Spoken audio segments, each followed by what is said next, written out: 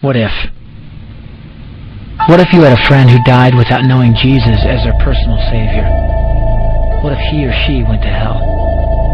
What if one day you received a letter in the mail from beyond? A letter from hell.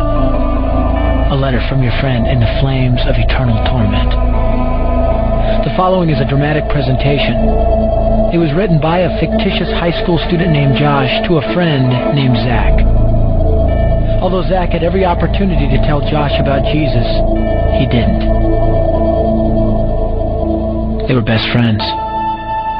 They played soccer together, they went to classes together, they partied together, they shared their lives with each other. But there was one thing Zach held back from Josh: his personal relationship with Jesus Christ. The rest of the story is simple and sad. A few too many beers, a tragic drive home, a crash, a death, a funeral, a letter. Here is that letter in its entirety. A letter from hell.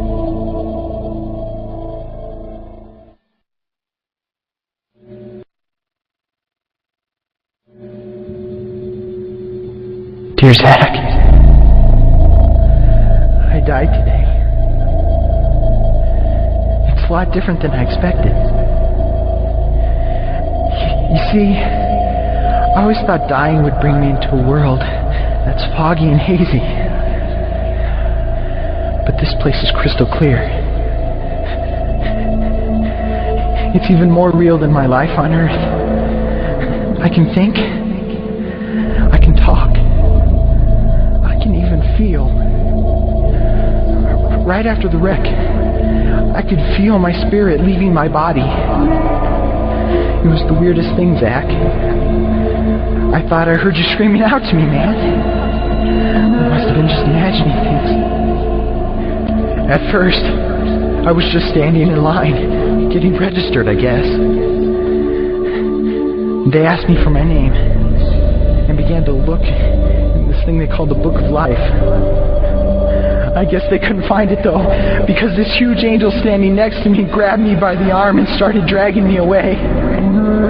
I was terrified. I had no idea what was going on.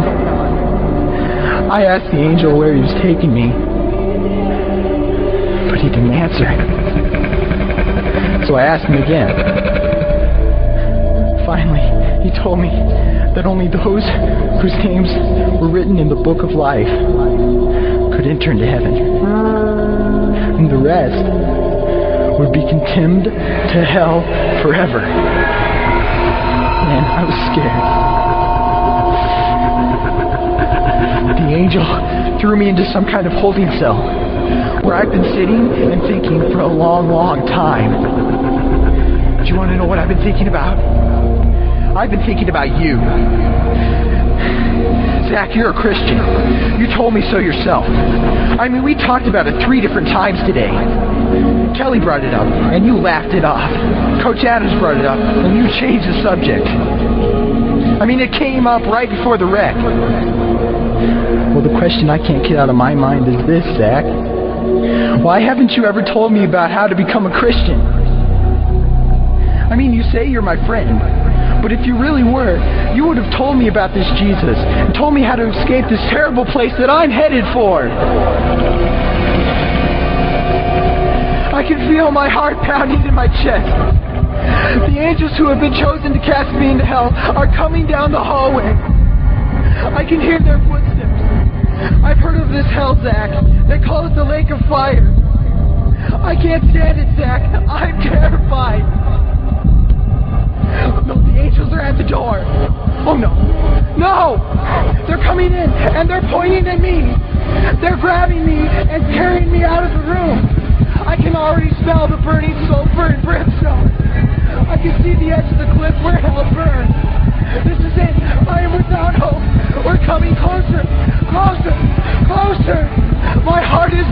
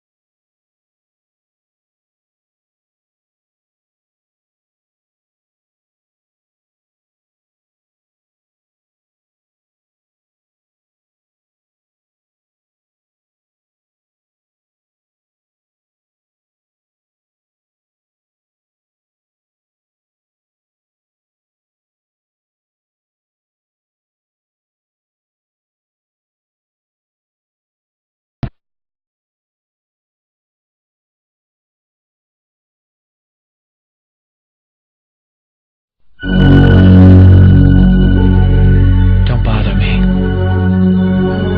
Don't bother me with souls to save. I have my own agenda.